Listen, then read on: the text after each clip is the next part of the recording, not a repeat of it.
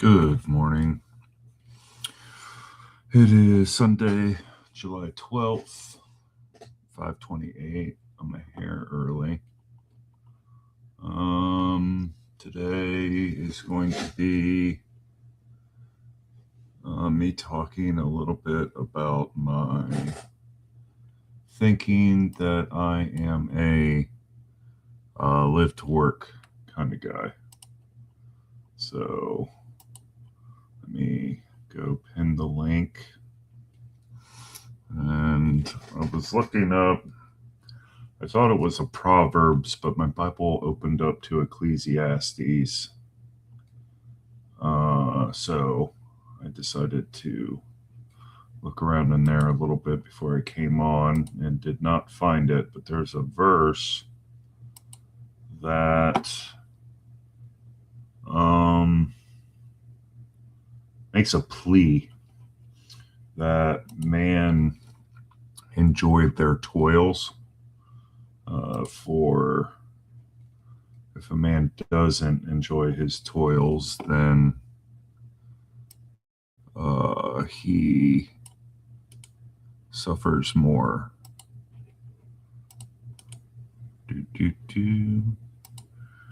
And that's kind of been my thinking. And we'll pin this in. Morning, Brett. Okay, so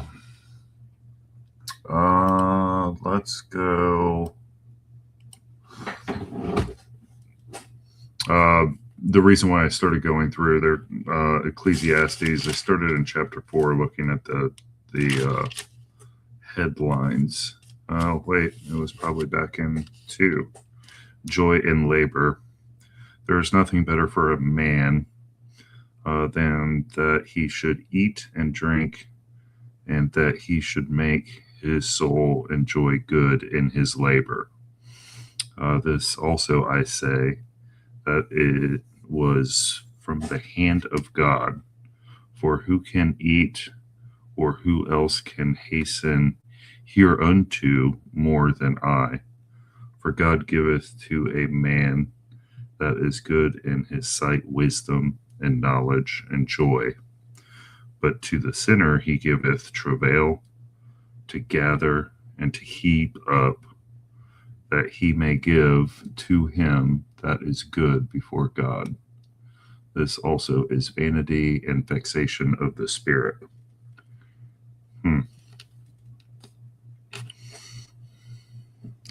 Maybe that's why I don't find joy, because I'm a sinner.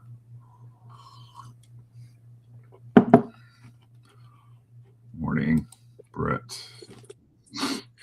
What's up, buddy? Good morning. Yeah, I was looking that up, and I kept reading. I was like, "Ooh, maybe this isn't the way the section you wanted to talk about." Which one? To 224. Oh, that's where your mind went to Yeah. 224. Well, I remember hearing that, and but I couldn't remember the context they were just framing it in. So, Yeah, there was another. I'm pretty sure it was in Proverbs. But that's kind of why. And the this was the question. I believe Megan asked it a few days ago, and I think I was the only one on the side of more of a live to work kind of guy. And the way I kind of think about it is the fact that we spend at least a third of our lifetime working, a third sleeping. So whatever we do is going to be, um, if we're supposed to be changing the world and fishers of men and women, um, then that's a pretty important part of your life that you should be doing for the Lord, so to speak. Proverbs about labor / work. the summation of the Ecclesiastes, and they have a lot of different passages they quote when I ask it. It says the repeat refrain across the passages suggests the teacher is countering a particular despair, the sense that labor is meaningless or that satisfaction lies perpetually beyond reach. Instead, he locates meaning not in legacy or ultimate achievement, but in the immediate embodied experience of work well and savoring life as it unfolds. That's pretty good. I like that. Yeah. Yeah. Yeah, it's not the work itself. It's what it's where it puts me to be an instrument for the Lord. So I tend to put a lot of emphasis in what I do. It was the hardest question I had to answer is what do I want to be when I grow up? And we know my troubles with wanting and all the wisdom that says covetousness is wrong. And I don't know. I've been a little hesitant. Have you heard of what is it? Urquhart. He was an early church father. He was considered a heretic because he had a philosophy of emptying yourself. Kind of reminded me of the Buddhist kind of thing where, in order to, because he was noticing that extremely pious men that were in the monasteries were still being stricken with pride, because if you do the things you're supposed to do, the spirit within you tends to go, okay, look, I'm a great guy. And then that gets in the way, even though you're doing all the commitments of the prayers and and the suffering and the fasting and all the things. It's hard not to get puffed up again. And so he was trying to find a way. And the little bit of reading that I've done, because like I said, I've been hesitant to dive down it. For one, it's a heresy seen by both. They didn't make the guy a saint, but he was somebody that was looked up to in his time for being a wise individual. But this idea of like emptying yourself, that it should be, a space for the Creator to work and move through us. Yeah, I was thinking about one of the funny lines that RC used to say when he was talking about monasteries, is he was like, like even in a monastery, like Martin Luther is what he was talking about, but he was saying even in a monastery, like Luther had this guilt of the sin, and it just consumed him, and he was like. He was talking about I'm coveting my brother's, how many my peas my brother has on his plate. Like even in a monastery, that stuff just comes in, whether no matter what conditions, what place wherever you are, whatever you think you're doing, that's so holy to try to avoid it. There's just no avoiding it. It creeps in at every dimension, and even if it's so subtle or small as a pea. Mm-hmm. It's so crazy. The balance is what I find the hardest in general terms, It's like, yeah, we should work, we should be, take joy in the work and embody the experience of life. But then you obviously can go too far with it, right? And that's the danger, Mm-hmm. where it becomes an idol.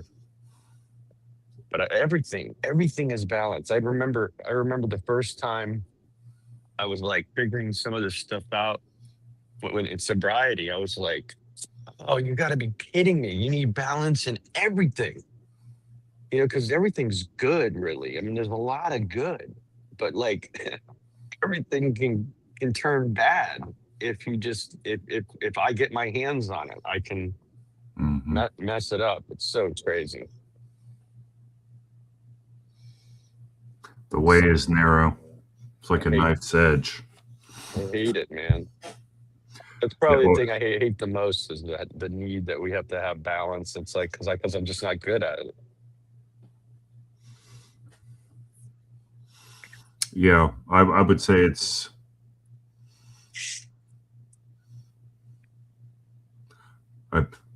I hate using the word hate. I know. I, lo- I, I love different. No, that Yeah, doesn't seem to work. This is probably a real hate. I it's hate just myself, is what it is about not having an easier time with creating the balance. And that's not good either. I'm just, it's like this frustration with my abilities. mhm. You know what I mean? Well, so this brings up because the other thing I was thinking about talking about, I got into Luke respond. It was during his last interview with Ian.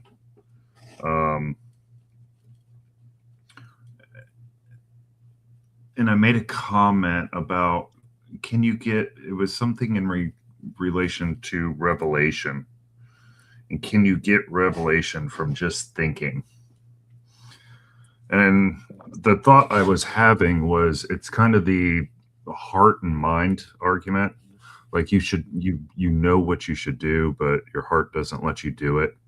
And in many ways, because my response to it was, can you get revelation? Do you get revelation through thinking about it, or do you get revelation through suffering? And This is my thought process was I was likening it to the head and the heart kind of thing. Um, because like falling in love doesn't doesn't you know what I mean? I don't feel like you can think your way to love.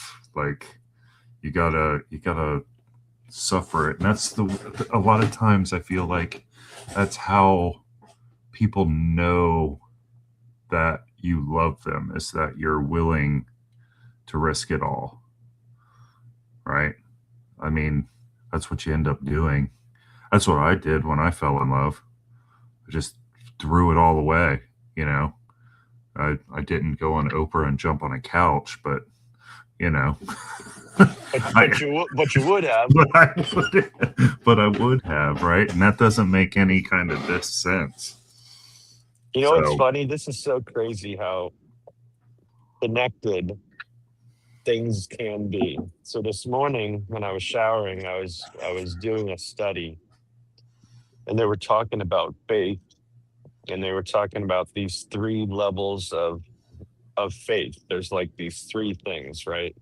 And then they talk about, I'm gonna get this wrong because I don't have a photographic memory like that, but there's the uh there's the fiducia, the essence, and then there's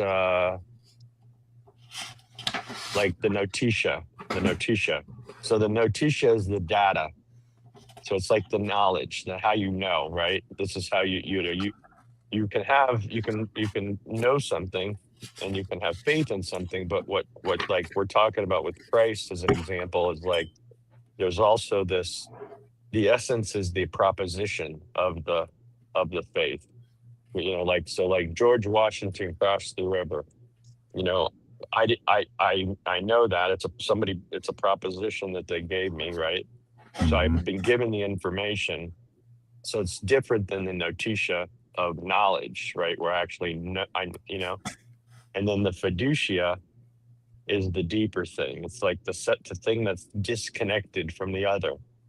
And so you can't have a faith in like what we're trying to seek through just one of those things, really. So that's why I think it's interesting how we talk about proposition, or we talk about knowledge. So you can't, it's not just one of those things that are going to get you to that place of faith. And that just blew me away, because when you started talking about this, I'm like, you got to be kidding me. I just was going over this stuff. Oh, it's so ridiculous. And by ridiculous, I mean so awesome how he works, just mhm. So I'm writing down the four P's: propositional, um, procedural, wonder what he added there. I'm trying to remember because I wasn't a big Reiki guy. I wonder Propositional. I wonder which one he's separating of the three that they have. Well, so I was kind of thinking how that mapped a little bit, because this is interesting. Because I've also been thinking about faith in light of the trust question. Because I think I did it on a live stream. I looked it up, and every single verse that talks about trust basically says God the Father. That's it. Trust in nothing but God the Father. And then I haven't done a deeper dive into faith, but that's kind of my understanding with faith. Who needs Oprah when you have TLC? Amen. Hey, check this out. I was reading some of you know who's crap. Participatory. That was the last one. Yeah, there you go. I was curious about my dictionary, right? And I was like, I have that old dictionary, and I realized that people were using the word belief, faith, and truth in such a flippant way. So I looked up those three words, and it was crazy because they kind of all like it happened to go in order almost. I looked up belief, and it says the primary definition is having a firm persuasion of the truth based on evidence, testimony, or deduction rather than personal knowledge. It also means to place confidence in a person or a statement. So that's belief, right? Faith is defined as primarily as a belief of resilience on the truth of what is declared by another, resting solely on their authority and veracity without the need for other evidence. And then truth is primarily defined as conformity to the fact or reality and the exact accordance with that which is and has been or shall be. I find that just like crazy because like today's definitions for those things, they're definitely not that. It is really kind of morphed. Good morning, Andrew. Good morning, Miss B. I feel like that's intentional from the adversary. Yeah. I don't think it's like a conspiracy, people sitting in a dark room doing chants, although that's probably happening too. But I feel You think it's like they're just that just like since language is fluid, that it just kind of like seeps into the culture, and then the culture kind of is using it that way, and therefore that's why the dictionary changes, adds the definition. It kind of evolves. Is that how you think it's just kind of yeah? Mm-hmm. Yeah, it's Yep. not a And then plot. and then it makes it harder to know what truth is, right? If you confound the language, and now we can't even talk, right? And then you still got the other P's though. You still got the participatory, like Yeah. because there's more than just language. But I think that's a lot of people's frustration with the language these days. Not that the language was ever perfect, but it's using the truth that underlies it, that you can't ever totally get to the truth with language alone. You need to have all the other ways of doing it. It was interesting when you read that definition of truth. I thought alpha and omega, because you were like it wasn't the beginning of the end, but basically from time present to time future or something like that was what you were saying. And he says, I am the way, the truth, and the life. And then he gives three in there. Yeah. So I don't know. I think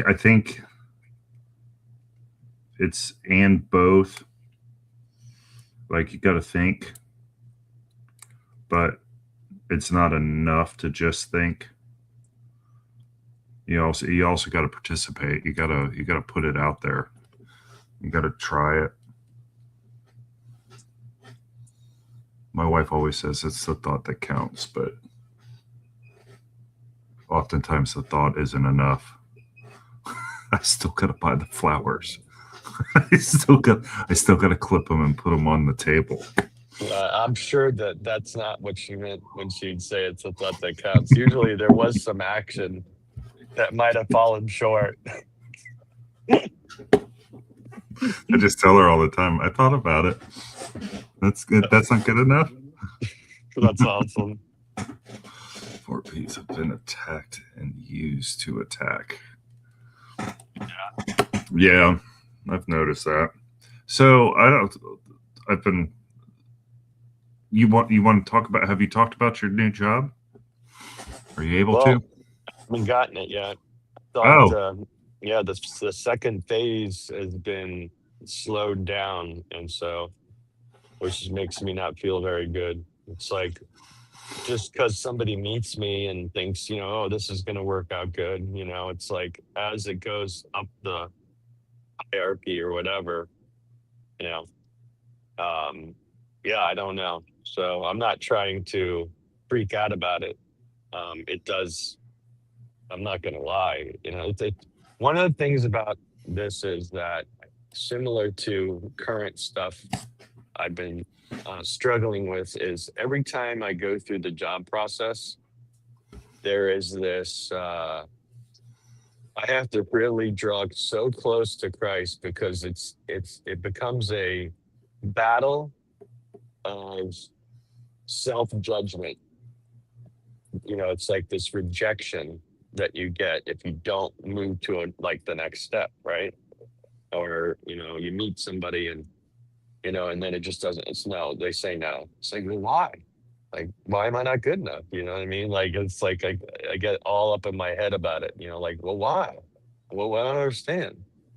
And like, I just have to resign to the fact that I'm not going to always understand, and that just sucks. So, I like having multiple options on the table. I it helps me to ease that a little bit because I know exactly what you're saying. Especially if you don't have anything. Not to say that this is your situation, but if you don't have like a little stash away to kind of buffer the transition, um, I liked having. I liked. I think of it in terms of first world problems and and third world problems. Like I want to have way more first world problems. So a problem of abundance is a better problem to have than and then having to choose which one, you which love my sometimes brother. is a harder decision. If God only puts one in your pathway, you know which way to go. Whereas if you got three, a lot of times it's harder to discern. I make this argument with paying bills. Sometimes there's a lower level of stress. Not to say that not being able to eat isn't a high level of stress, but when you only have so much, deciding which one's the most important to pay is sometimes easier than going, okay, I have this abundance, and where do I put it to benefit my family, in the longer term. You and my brother could talk for hours. No, I admire it in him. I mean, like I'll never forget the first time he was opening up about how he does his finances. He said, "No, I have one bank account for my mortgage. That's just for mortgage." And I'm like, "Why would you do separate bank account? I don't understand. Like, just balance it, right? He goes, "No, no, no." And so he has separate ones for like, obviously savings, for mortgage, for regular activities, for so like he has multiple bank accounts. And I'm like, I also have them in multiple states yeah, well, in case the well, states change the laws. I don't think he goes that far, but but he definitely go ahead. Sorry, B. Oh no, I was just laughing. Yeah. Hmm. I always heard diversify, diversify, diversify. in my Well, personal finance class. the way he does this though is that he would build up. Now this is primarily because in the beginning he was doing pharmaceutical rep. He was a pharmaceutical rep, so he's in sales, part of the pharmaceutical stuff. Now he's kind of above that, or does more. He moved up in that, but he would make sure that he had about. His goal was always to keep storing money away to where he had 6 months worth of mortgage payments, 6 months worth of what we usually consume in food, and so so that way if he did lose his job, or if there was a cutback, or he had to, you know what I mean, he knew in his mind the peace of having, I know I have 6 months that I have to get things in order. I have to really, you know what I mean? And I guess there's this peace in having that. I don't know what kind of anguish he goes through to make that happen, and if it's unhealthy, but it's still admirable to have that as a target.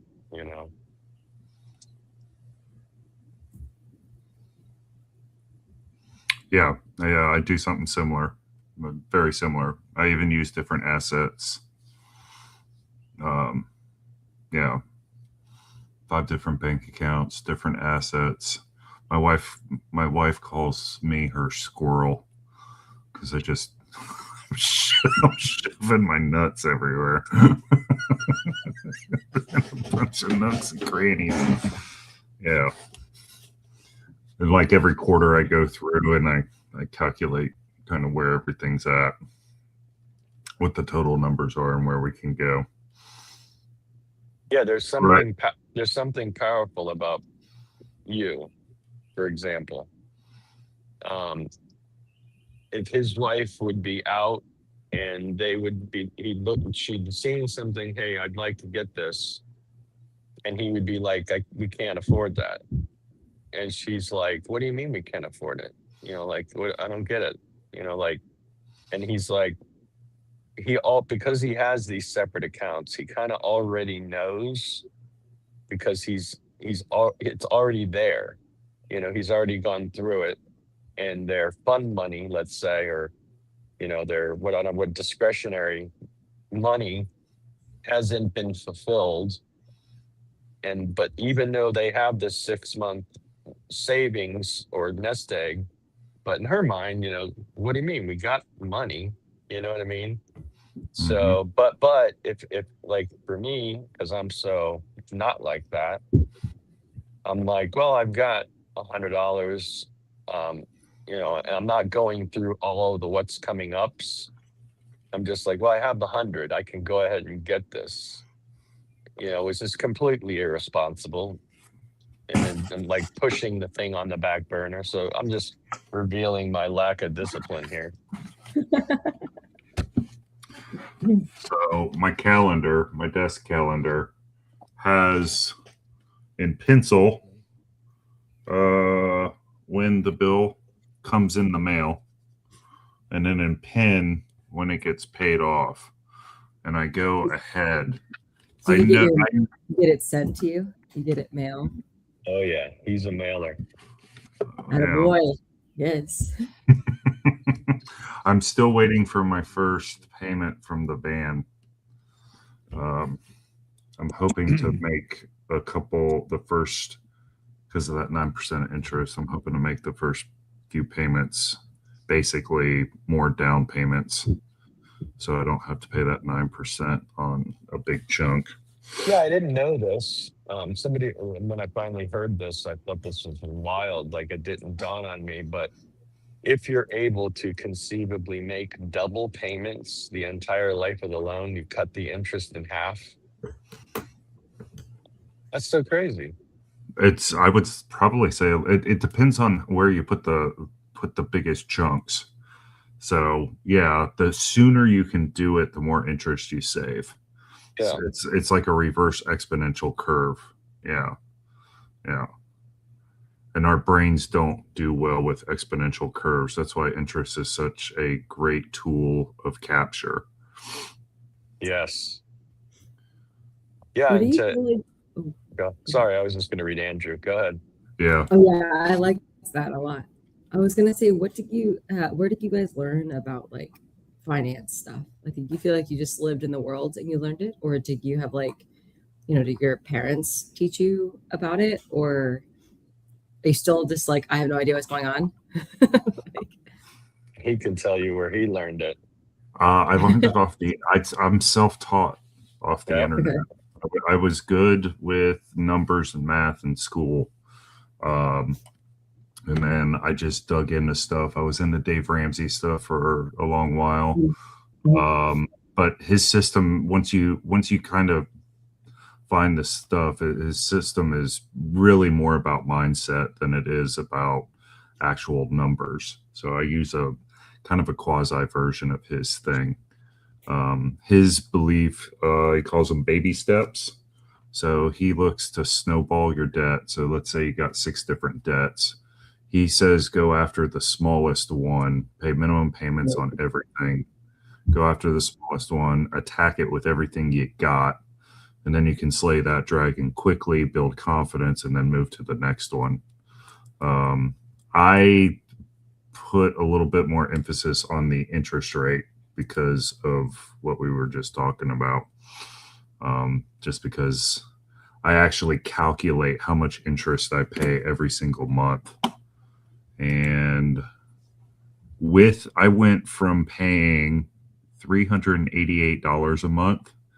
With the new car payment, I'm now paying $560 a month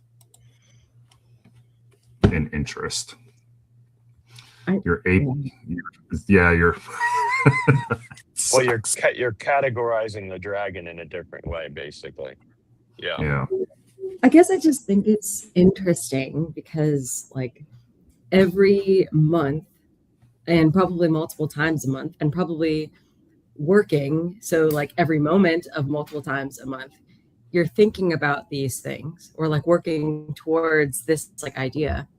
And I just think it's interesting that like that was never a part of the school education. Like that was never like a guaranteed thing that we were going to have to know how to do. Like, my sister would probably kill me if like she heard this, but like I remember like asking her to write a check when she was like, I don't know, in college, maybe a couple of years after. She didn't know how to write a check.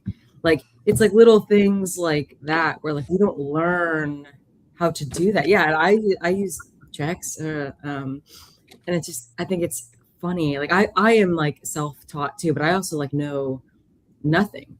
But I also feel like I know so much more than all of my friends like combined. And like just because I'm like pretty frugal and careful and learn how to do things because I don't want to pay someone else to do it worse than I would do it. And so like I feel like I save my money in a lot of like interesting ways where people would have to like, I don't know, care in a weird way like I do.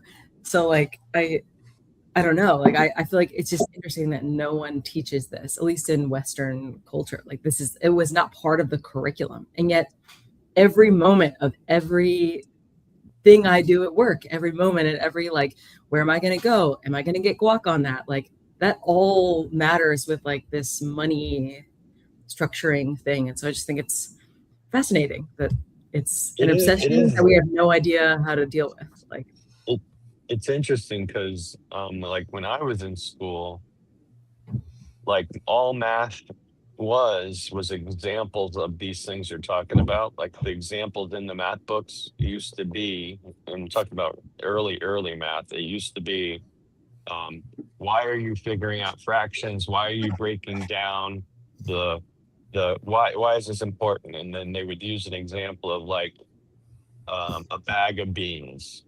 You have 24 ounces of beans and it costs X amount of dollars. And then, the advertiser will sell you 12 ounces of beans for X amount of dollars. And so you had to basically calculate and figure out which bag is the better deal.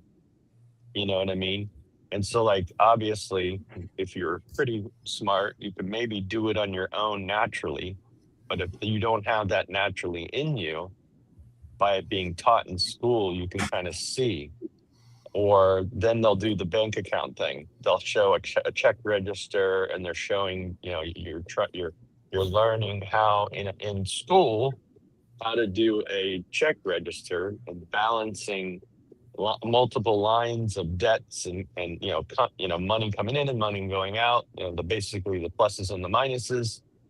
And then so it was like naturally in my school when I was younger. But so I don't know, somewhere didn't they just must have, maybe it was too boring for kids, they thought. I don't know.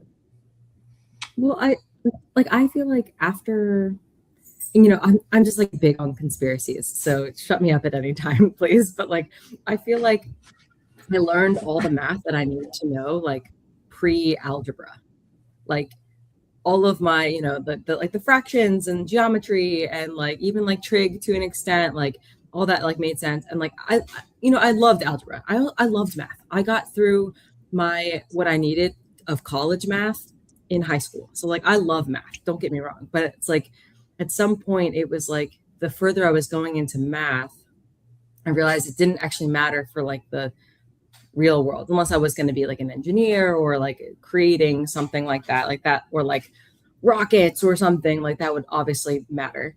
But it was just interesting how after, finishing the like regular math, there wasn't an option of like how this math is applicable to your life.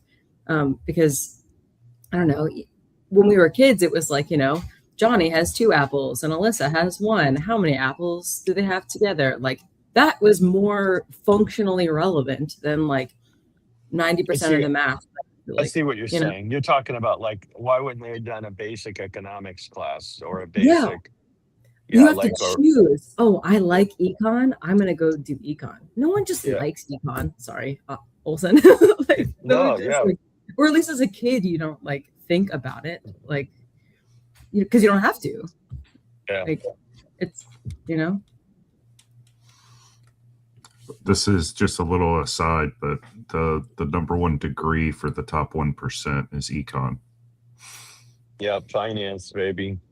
I'm not surprised by that. But then also, like, I don't know. I feel like economy like doesn't.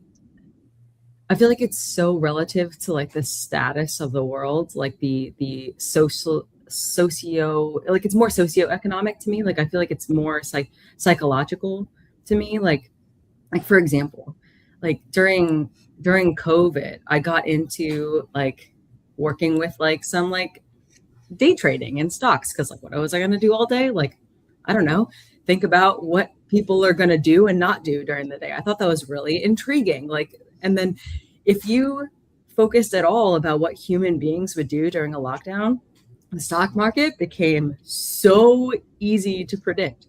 And then when you thought about what they would do after a lockdown, the stock market became so easy to predict, for me, in my opinion. But like, I just think it's interesting that was like so tied into the economic status, was like the mental health of people. And so that's what got me into this whole like, oh gosh, like if I'm not paying attention, I could just be spending, $12 on a pepper and be like, oh, that's just the state of the world. It's like, well, I don't know, like, how do we get here? Like, how did our brain change to say that this is what the state of the world is? So anyways. I had to learn that the stock market is not the economy, though. There is a massive divergence between those two things. They map sometimes, yes, but stock market, especially nowadays, because they use so many financial engineering tools to manipulate the stock price, that it's not just a P&L statement that determines whether a stock goes up or down. It's all this other crazy engineering that they do to, either buy back stock or hide losses, or, it's absolutely bananas. And there's so much. Like I'm sorry. Do you think it's always been like that, or do you think it's like probably? The tulip. So anybody that's studied the markets for a while, they end up hearing about the tulip. That was like the first big bust. So it was in Holland, I believe, where they what happened is tulips formed bulbs, and so they were trading bulbs, and there ended up becoming what we know as the first futures market, where they were not just trading the bulbs, but they were waiting for next year's bulbs and paying for a certain price to get next year's bulbs. And this whole kind of futures market developed out of this thing where people were, you know, FOMOing and doing all the things that we see today with cryptocurrency, for instance. Oh, we can get super rich, so we buy a bunch of these penny cryptos and and hope that turns into the next Bitcoin. Where was it though? I don't think Holland was the right place. The Netherlands and Holland, that's the same thing.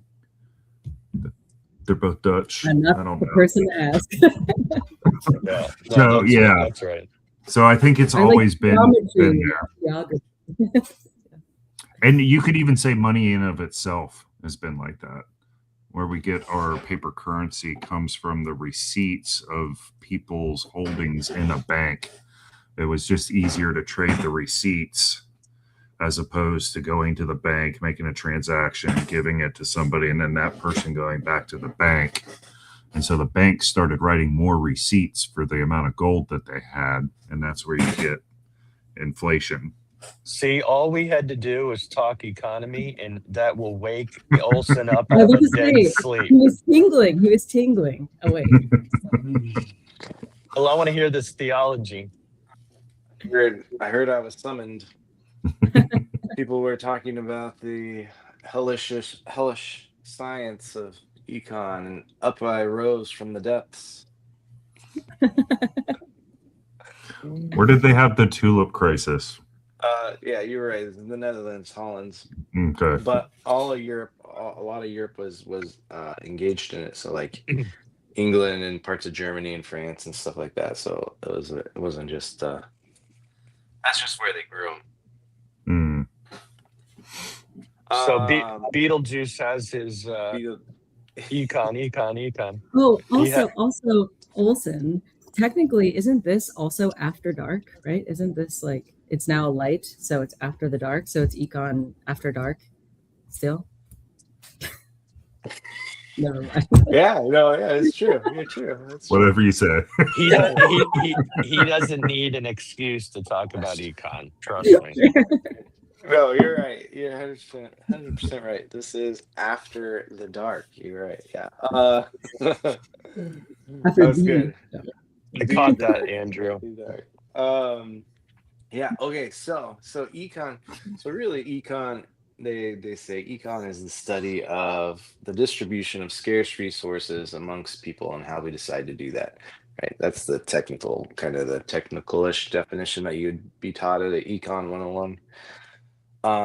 And so I had a buddy who wanted me to come in and talk to his 11th grade class. They were doing it as like a Christian studies class, and they were doing like worldviews, and one of the worldviews of like ways you could see the world is through an economic lens. And so he wanted me to come in and kind of give a quick little spiel about it. I was really wrestling with it. And the theology of it, of like what does it mean to view the world from an economic lens? And I came right since that's the definition of econ is like the distribution of scarce resources amongst people, like how societies and individuals decide to do that. I was like, how does that apply to God? Right? God created everything. Right? How there's nothing scarce to God, right? And so it's like, does God even care about economics? Because there's no scarcity there, right? And so I think part of, and this isn't it. This is a kind of a little aside, but a little aside is right when you talk about, and Jesus is like in the Sermon on the Mount, right? He's like, look at the birds of the air, the fish in the sea, right? They're doing their thing, right? And that doesn't mean you're gonna sit on your couch and do nothing, because if you look at birds, like they're constantly moving, they're constantly doing stuff, and trying to get the next worm or bug or whatever. But he was saying they don't worry about it, because really who we are supposed to be resting in has everything, and has control of all of that, right? And that's who we're supposed to be resting in. But that's an aside. So the main thing is, right, what is so for the man, for the literal man, not man, but that I would say idolatry. For the literal entity that has everything, what do you get them? Right? And so part of that is the idea of relational love. Now he has perfect relational love, especially if you view the Trinity. And this is part of the reason why I am a Trinitarian, is that right there's the interaction between the three. There needs to be that interaction between the three, and a lot of different people have explained it. It can explain it better than I can. Um, but then, so part of his creation is then to create people who could love, and willfully engage into that loving relationship of the three, right? And they could choose to engage in that. And so because he's giving them agency, he's giving them the opportunity to choose no, right? And so his um and so that's part of his creation, his economy, is to create something that can say no, that can be scarce to him. So in his infinitude, he creates something that can be scarce to him, which is the people who say no to him, right? And those people end up saying no to him. And so uh how to a God who could create anything, right? You were talking about inflation. He could just create all the stuff. How could he, um, without forcing them, show or bring offer them something to come back, right? How could he offer them something to come back? And so again, this comes to the idea of scarcity. Like, what does God have that is scarce?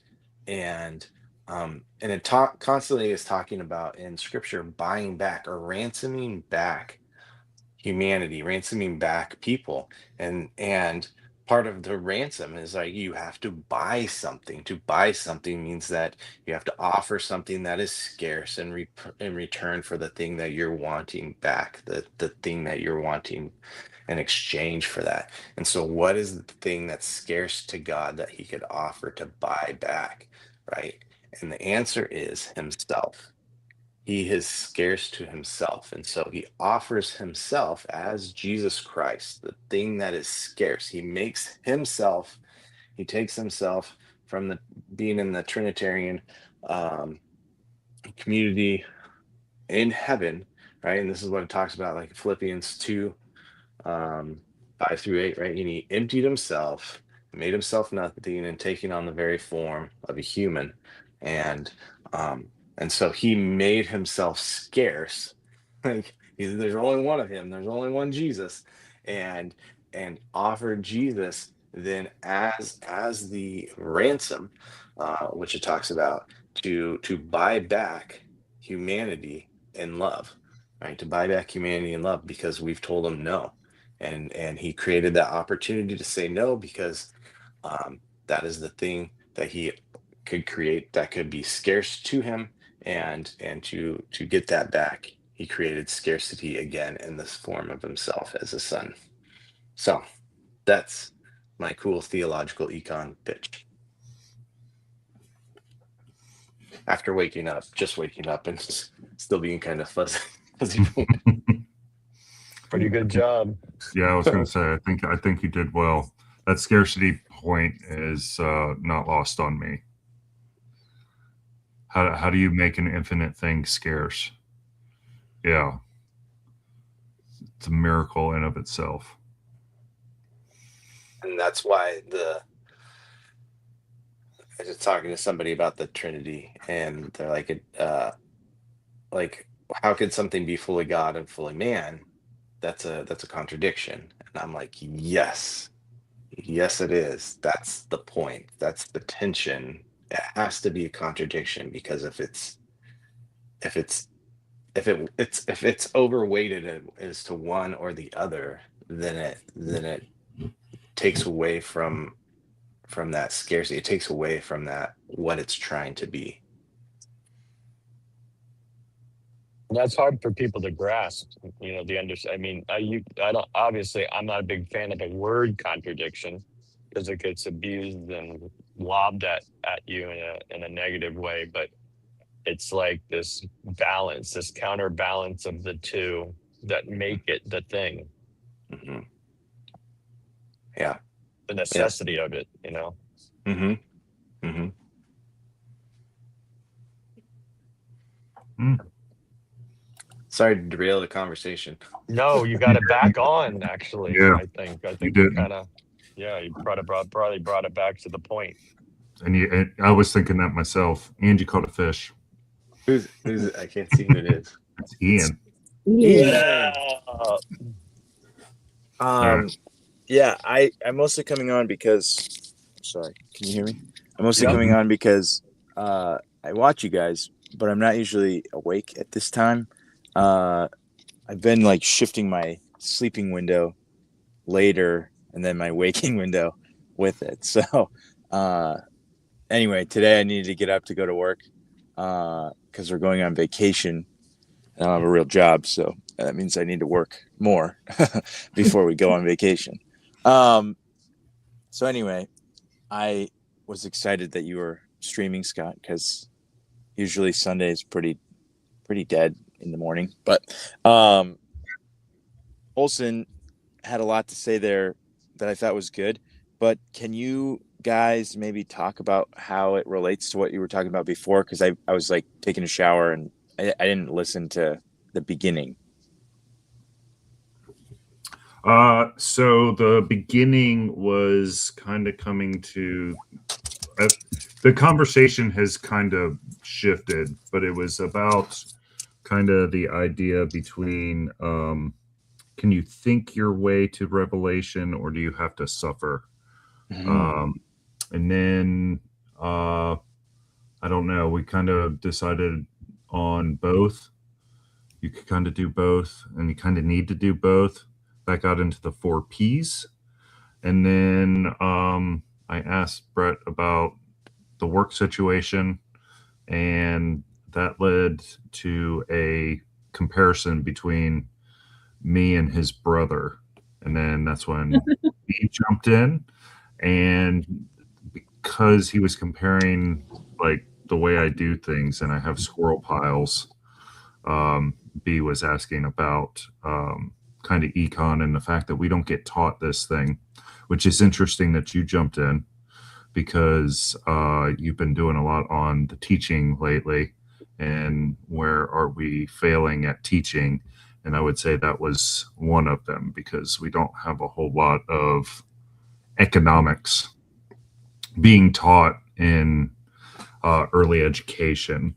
It seems as though you get the tools to be able to do it before you get to high school with the types of math, but then nobody shows you how to do a checkbook anymore or help you try to understand the exponentiality of interest.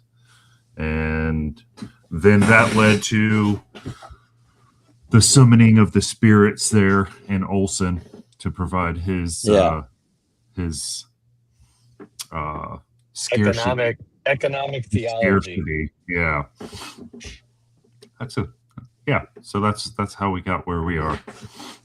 Yeah. Is it daylight there? Where are you at?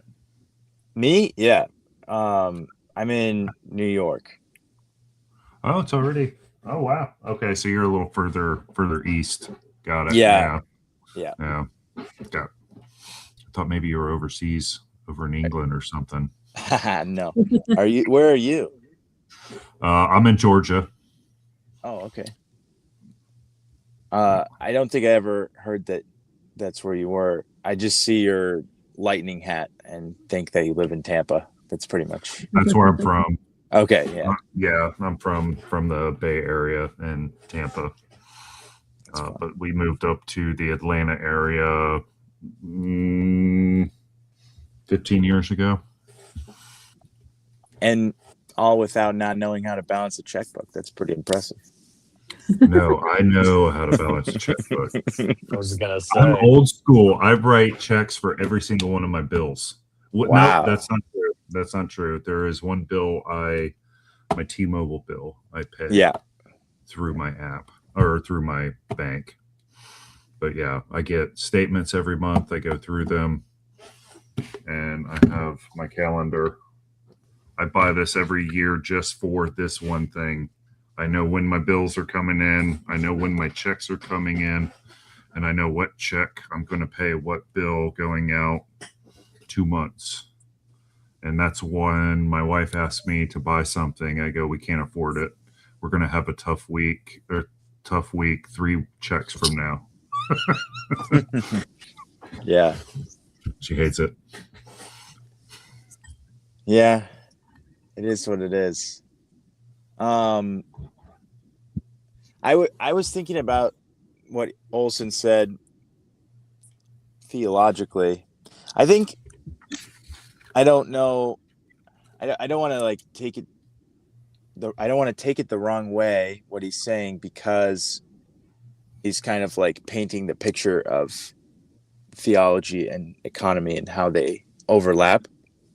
But so I'm trying to like play with it as best that I can.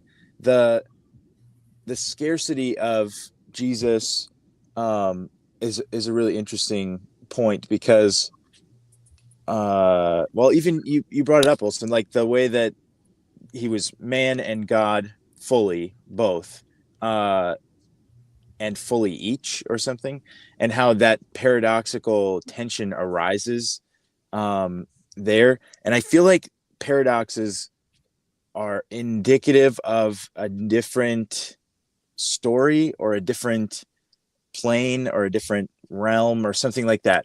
Like they take you out of whatever frame you're in currently, because you think that both things can't be true, but they are. So then you need to like, like the flatland concept, like this is two-dimensional, and then you see a paradox and you're like, wait a second, that couldn't be unless it was three-dimensional.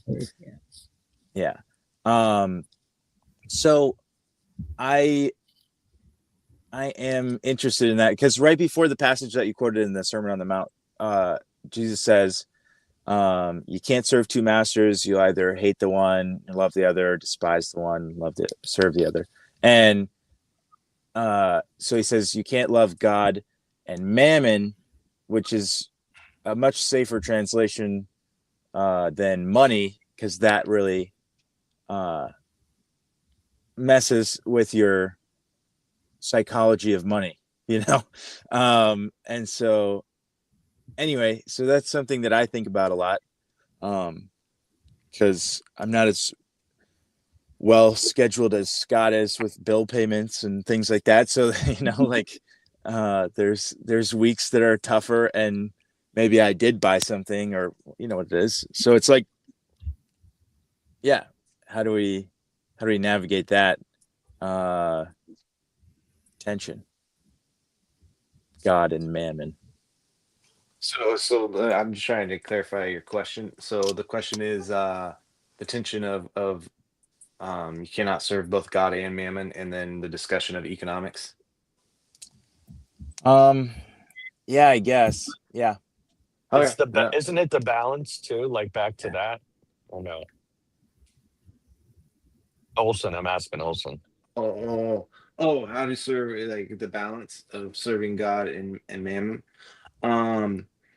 So I think I'm still my listening. perspective of the material is then right. God also talks about, or I think Jesus as God, also talks about multiple times using using our things that we have been given um, to serve and glorify Him, right? And I think at the very beginning, this was kind of a little bit of the conversation, um, and like to, and so it comes back to that the parable of the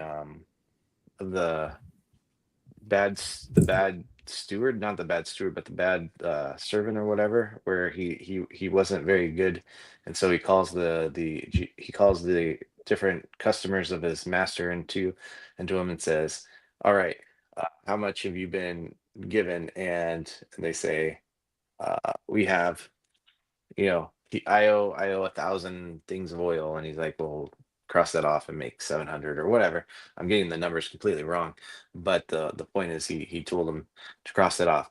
And so that could be viewed both theologically as like, we need to be able to forgive, right? This person has a debt and we should be able to help forgive that debt, to therefore let us be forgiven. But I think it also be read, and other sayings of Jesus can be read as right. They talk about the parables of the talents and the servants who were given golden coins and all these things, right? We've been given things, whether they're spiritual, uh mental, psychological, and things like that, and we will be held to account as to how we use them. And so, are we, when we're using our material things, are we doing it to satisfy ourselves, right? The scarce things that we have been given, or are we using it, are we using them to be able to glorify God with that? Now that doesn't mean we all have to like sell all of our possessions and go give everything to the poor, as he commands the rich young ruler. But he commands that to the rich young ruler because the rich young ruler was valuing those things more than the pursuit of God. He's like, I am holy, but I'm also rich. And it says the young man went away sad because he had very much. Um, and he didn't want to give that away, right? We don't want to suffer, right? As Scott was talking about earlier, right? We don't want to we don't want to suffer. That doesn't sound good to me. And uh, but just because you're giving up your material, you're willing to give up your material resources, doesn't mean you're going to necessarily suffer. We have no idea um, what that looks like. But I would say, in terms of mammon and God, right? We're serving God first. We have mammon. He provides for us, right? He gives us, part of our talents is the fact that we can work and we could do stuff with our hands and our brains and our time to help produce stuff. Now, sometimes that's gonna cause sweat and tears and blood, right? As we live in a fallen land, because that's the rules of the fallen land. But at the same time, as we're doing that, right? Just as if you're saving up for your ring for your betrothed, um as you're saving that money and you're working, you're like, oh man, this work is lousy, but hey, I'm saving up for my betrothed. I'm gonna buy that ring, it's gonna be great. And um and so, right, we are to use our resources in a manner to to be able to love those around us the best we can, right? That's because that's what God cares about. That's what loving Him looks like, is to love those things that He loves. And so, anyways, I rambled on there. I'm so sorry. And No, it took us past time. that was all really good, and I appreciate the way that you ended up in like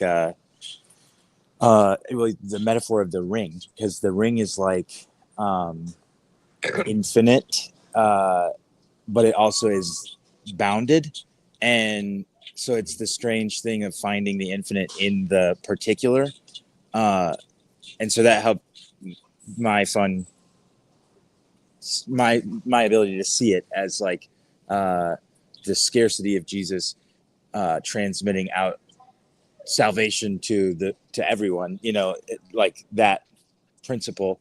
and then it also returns back to the individual through everyone. Like the salvation of the world then is something like the salvation of the individual at the same time.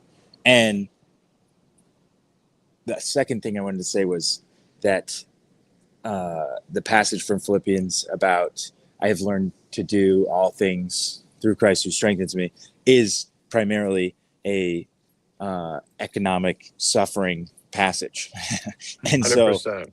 yeah, so it's like he is recognizing, well, just in the context of our conversation, I was recognizing that the suffering and the scarcity that is in anyone's life, or the plentiful, bountiful, happiness of success or whatever your goals, your desires are being met, sufficiency, all of that is to glorify God. And I think you were talking about glorifying yourself or having those impulses through money. I think the rich young ruler, a lot like me, is seeking satisfaction and finding satisfaction or security in whatever, anything other than God. And so that's the principle that Paul learns. Like, he might be considered somewhat of the conclusion of that parable, because he was the rich young ruler, and then he counted it all as nothing and gave it away so that he could, so that he could be Paul and get bit by snakes and drown in the ocean and tell everybody about this God that takes care of him and loves him and is so much more sufficient than anything that he could accomplish.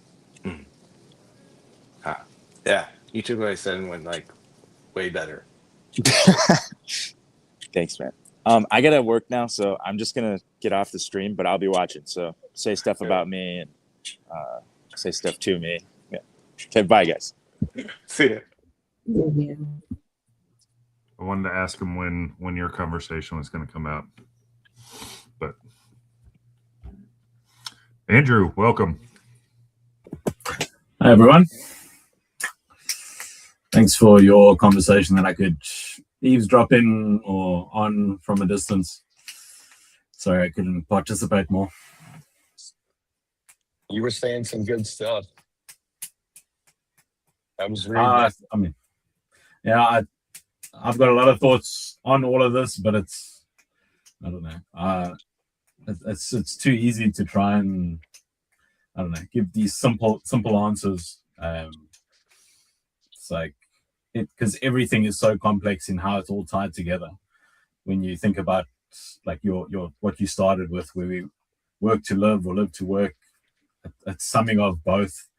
It's like, depending on what angle you come at with, it's like, if you look at it from what we were created for, we were created, well, from a biblical perspective, it's like created in the garden for work, but that work is damaged, so there's thorns and thistles. So like that sometimes just sucks, and you have to provide for your family and you have to find a way. And then I was thinking, like, from my perspective, a lot of this is, I mean, the previous joke has been first world like problems to struggle and have these issues, which is something that we've had to deal with a lot in South Africa, where there's been serious economic divide. Not that I've got all the answers on it or anything, but I think that those challenges are hitting the first world countries, or previously first world countries, a lot harder at the moment, and people are starting to feel the pressure. It's like, how do I actually survive? How do I provide for my family? How do I get a home? And yeah, I don't have simple, or I probably do have theoretical simple solutions, but I know that they're not insufficient to actually answer the questions.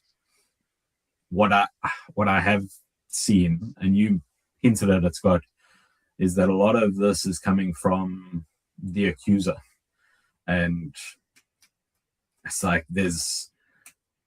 I think the one thing I would challenge is, in the midst of this like economic situation and global like crisis, we can't place our hope in having that 6 months of security. It's like, I think Olsen was hinting at it as well. It's like, man, you've got to have something that's going to provide more security than just that 6 months, even though there's incredible wisdom in that, and that may be brilliant. Like, I look up to you, Scott, and how disciplined you are. Like, that's literally I'm from a finance background, and I'm not as adept at that as what you are. Yeah, so I'm still trying to just trust God every step of the way. And that's pretty much all I've got to say about that. Yeah, I think that's the right order of it. I feel as though I'm blessed to be able to have some stored away. That's one of the things that I've been struggling with, is because I've been using it in order to get my son into the car and get the down payment, and so so I'm struggling with it. But keeping it in the right place and knowing that, and maybe this is wrong of me, because this is very much akin to what I was dealing with Riley, and that I was getting joy from him, thinking that I was rightly ordering him to my life. And, maybe because I was thinking of it as a blessing to be able to do what I was doing. And then the sense of peace that comes over by having that was the reward from God. But maybe there's something wrong with that.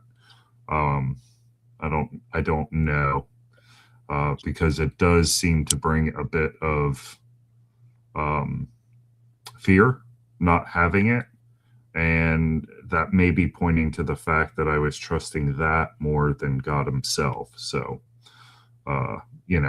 that's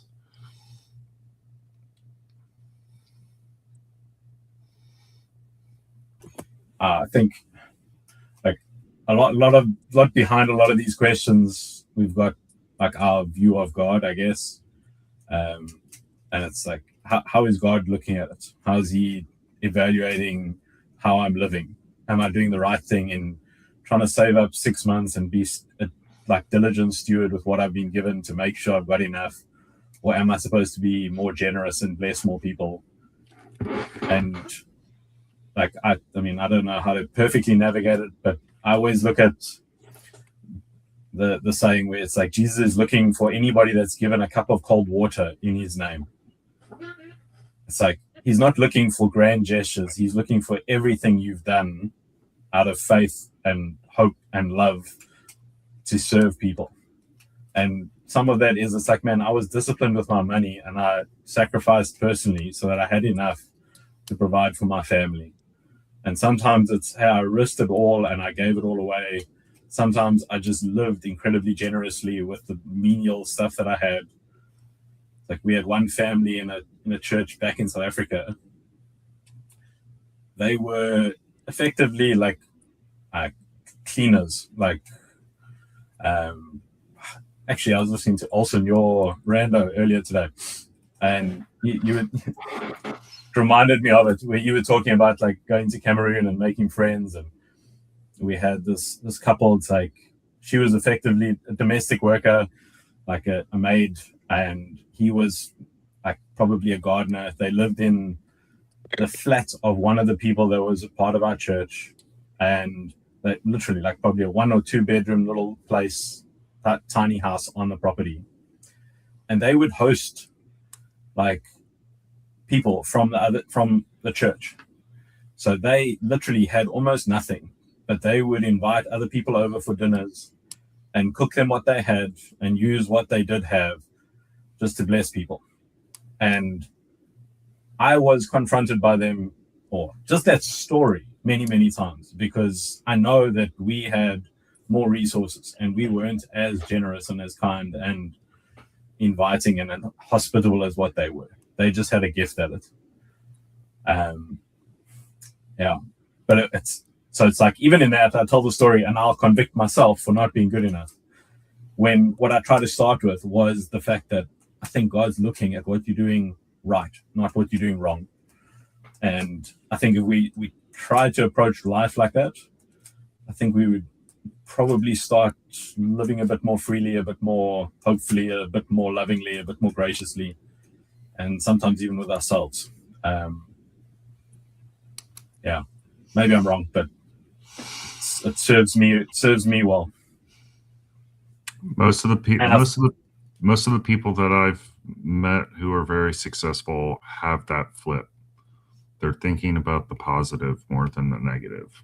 And I've tried to make that flip within myself, but I never seem to be able to get there all the way. that I could get your perspective and maybe Olsen, because it's often framed as like a scarcity mindset.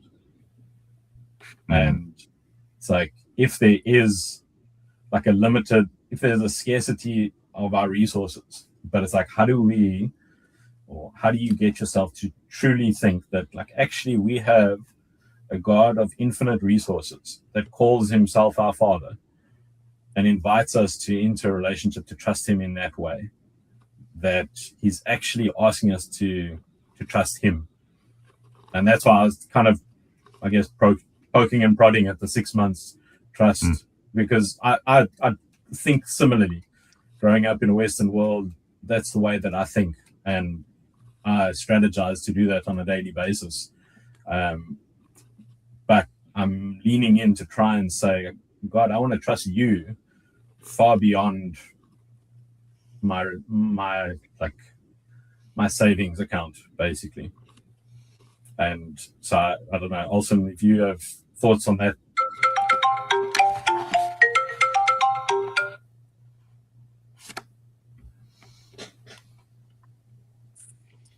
Yeah, I wasn't around for that 6 month discussion earlier. Oh, but yeah, I've wrestled with that a lot. A lot. I read a book called Irresistible Revolution by Shane Claiborne in college, and that really kind of just flipped my material perspective on end, and challenged a lot of these things that I had on finance and saving up and being a good steward of your money, and what that looks like. And I think more than I could say, like, more things I could say. That story that you said about that couple who hosted people and chose to give, even from a position of not having a lot. I think, like you're saying, like, that's the thing to focus on. And it made me think of the widow coming in and giving her 2 pennies as tithe, and Jesus saying she's given more than all the other people. you know um what that looks like individually, I don't know, and I can't say. I think there's a lot of um,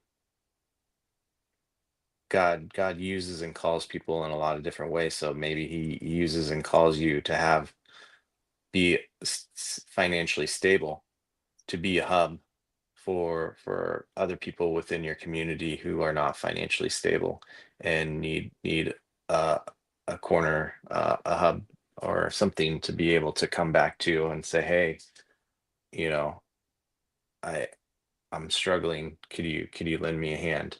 And you have that to lend a hand. Maybe he's called you to do more and live in radical poverty and simplicity. Like, I don't know. I don't know what the spirit brings.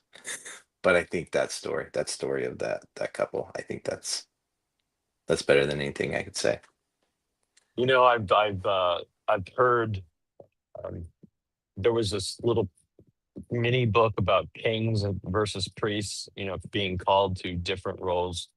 The priest can't do the work without the kings, generating wealth and being able to help support and I remember the stupid ass kid I was like, yeah, I want to be a king. I mean, I'm not called to be a priest. It's like, but then it was like, I talked to some people that were pretty well off, and listen to how they were able to still trust in God and challenge themselves with courage and faithfulness in certain arenas where it was going to be uncomfortable. Like they would make, wouldn't everything wasn't going to be the 6-month thing or whatever. They were going to and try to come with an analogy here, like an example, like we're going to sacrifice 3 months of this 6-month thing and trust God that it will be okay, and then they do something God censored, use the funds in a particular way to try to do something.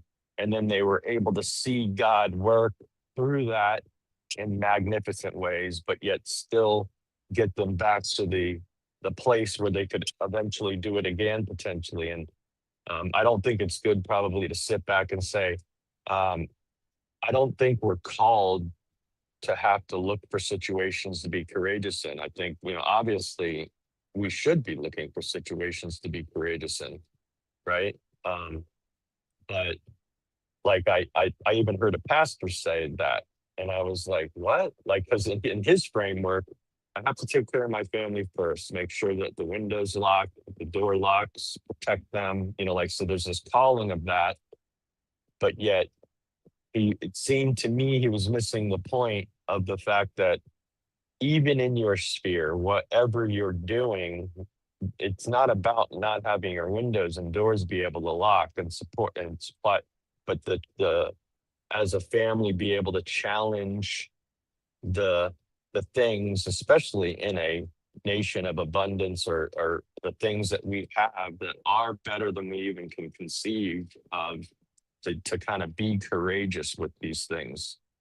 And God does show up and do some crazy things that we could not even have expected. But man, that is a courageous thing.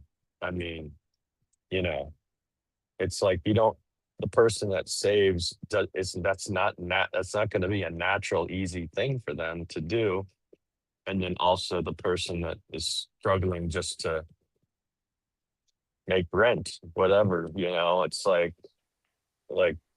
how challenging can they be in those situations, because they barely have anything, So I think it's interesting just to see these obviously different levels of courage that, you're trying to see God at work in your life. And if you don't, at least explore it, or, it's like challenging God in it, like, okay, God, I'm trusting you with this, I don't know where this is going to go, Mhm. Yeah. All right, guys. I gotta get some stuff going before the family wakes up. So, thank you. Thanks, Olson. See, also, Go ahead. No. Just saying bye, Olson. Okay. One of the things that's popping into my head is the different seasons. Also, 7 years of feast, 7 years of famine. We're supposed to be able to pivot, I think, not be so concrete in whatever side of it is, because, and not to disparage the family, but one of the things that popped into my head was, if they're in that destitute spot, are they wisely using their money? I was thinking about what you've been saying the last few days, Brett, about you got to put your own oxygen mask on. And it probably says more about me than it does about that family. So I want to be clear, like this was obviously a good working in your life to have witnessed it. So, but that was the thought that kind of popped into my head, and knowing when to make that pivot for whatever season that you find yourself. Yeah, that's good. Yeah, I think all of these things we need to learn to. It's like when you were talking, Brett, it reminded me of just the need for each other. It's like if there's the different callings and different roles, we need different people. And if we have different temperaments, we need to learn from each other. And I think a lot of the biblical instruction on finances and lending and all of that is all of how do we actually care for a community. And I think in our Western individualistic, capitalistic societies, a lot of those ideas do need to be challenged. And how to do them in a healthy way, man, it takes very, very credible, like very intelligent thinkers, and probably actually some stupid thinkers that are just willing to actually listen to God and trust him to reveal some clever ways.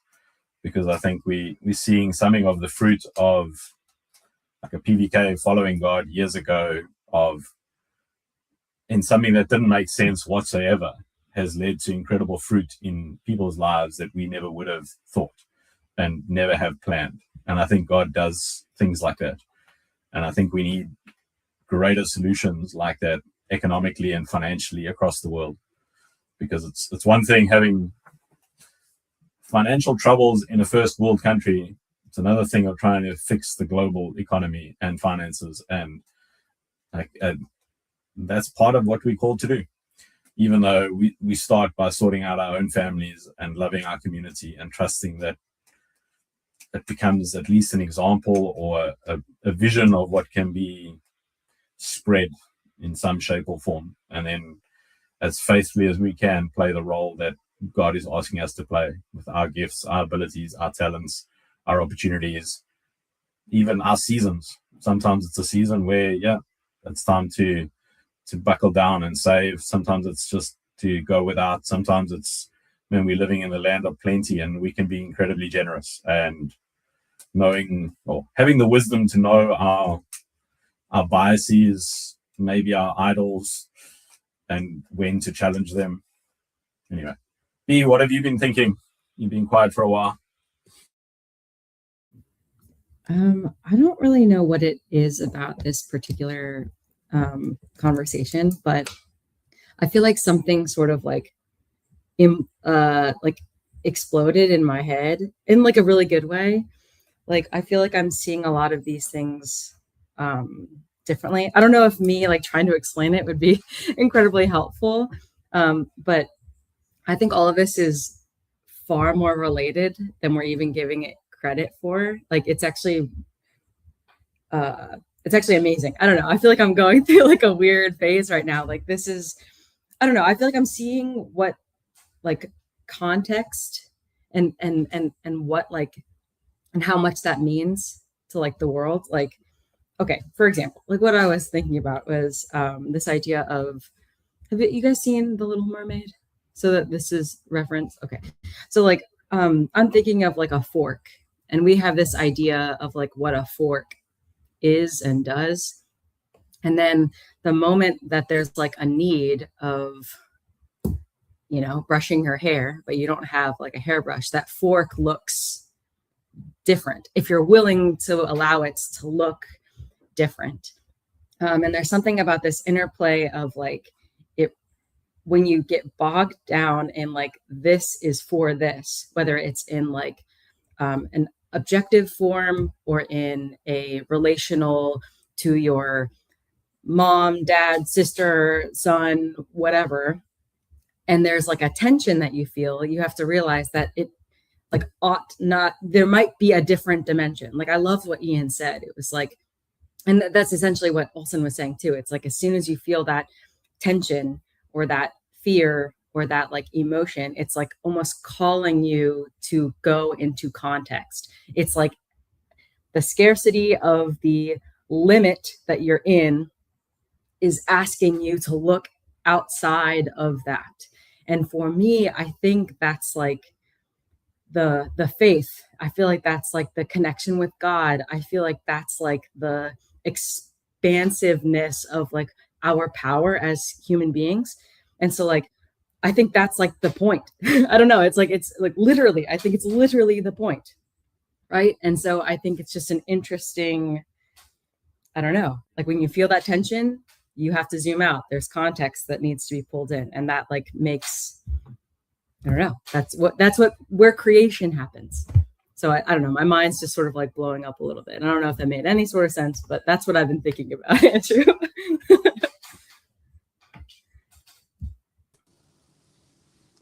It does make sense. And the image of Christ being the scarce resource that goes out to all the masses, like the loaf that is multiplied or the fish that's multiplied. And then vice versa, the way that everyone is united through him as the source then can sort of be deputized into communicating him to the least of these. But so that image was essentially what you're saying, like that it's contextual, who is saving and how they're doing it. Because then also what's so interesting about the story that Andrew referenced about the giving a cold cup of water, and I want to talk about something about that's different than this, but just in this context, it's like the person receiving the water is Christ. So what does that mean about the person giving it? You see what I'm saying? Like you're invited into your own salvation, like being saved by the other person, by the opportunity to offer them something, to be a scarce resource like Christ, so it's like it's all connected, man. I feel like It's all connected. the Charlie Day meme, Always Sunny, where he's like connecting the dots. But anyway, so the other thing I was going to say about that passage about you can give the cup of water, but you can give it in a way that is self-glorifying. Like, look at me, I'm on the street corner. Everybody, I'm going to give this cup of water to a poor person, change my mind. There's a way of like celebrating yourself in these types of things that is self-defeating. Like if you really want to be satisfied, you must have the right like heart posture. That's like an unfortunately cliche Christian thing to say, but whatever, it's fine. And so I was thinking how interesting it is that you can do the same actions, save for 6 months, and you can be bound by a different context. So like if you're saving because that's, like there's the other parable about the guy with the barns, like, all right, I did it. I stocked up my barns. I'm safe now. And then God's like, you idiot, you're dead. And so there you go. Like you have full barns and no friends, and that's a poor use of your time. And then there's another way of saving for 6 months so that you can give more. And Chad had a stream yesterday or maybe the day before, and a guy named Sean, who I'd never seen before, but I guess had maybe been around the corner for longer than I am aware of it, came on, and he was talking about how you can let go of your possessions like the rich young ruler, but sort of spiritually, like be willing to give of what you have at any moment. And that's putting you in the same sort of space spiritually as the rich young ruler. Well, except he didn't maybe do it, but as what Jesus was asking of that person. But they were talking also about the tension of like having a family and giving up all of your possessions. Like, how do you do that? Because it seems like you owe your family food and shelter and clothes, but I don't know. I just, the tension is there, obviously. And then the spiritual, I just mean like in your heart committed to this stuff is to be used for God's glory. And so if I see a way that he's inviting me into doing that with my stuff, then like, is there a hesitation? Is there a rejection of that invitation on the basis of, no, I would feel unsafe if I did that? Then, maybe that's like a growth edge for any of us, because the 6 months thing is like, I was thinking of a book called Die with Zero, and it's all about like giving and making sure that you use the wealth that you've accrued in your first world nation and with your, type A pursuit of success and accomplishment. And I just have not read that book because I'm like, dying with zero seems like what I'm going to do. Like that's just sort of the financial plan that I have already laid out for me by virtue of not having very much to begin with. So it's like, that's not going to be a very difficult thing for me to do. But am I going to be able to die with zero sort of like in my heart, like zero attachments? That will be, I think, the challenge for me. And then who knows? My bank account could increase or decrease. This is what Paul is talking about. I can do all things through Christ who strengthens me. I was thinking about like if my brother would ask me for my advice, which he won't. If he were to say, how can I do this and do this, right? How can I save the 6 month, but yet also challenge myself or try to look for a courageous situation? And I was thinking, like, if I were him, again, I'm not him, so maybe this is coming from a complete ridiculous perspective, but like I would probably say, well, maybe make your family part of it. Like maybe announce to the family, hey, this is what we're gonna do. We're gonna do this thing where we're gonna do this special thing with 3 months of what we have squirreled away and risk a little. And it's gonna be tight because we want to try to rebuild that, but yet at the same time we're going to see what God can do through this and how he can provide. So it's like you're kind of like bringing everybody into it for them to see God.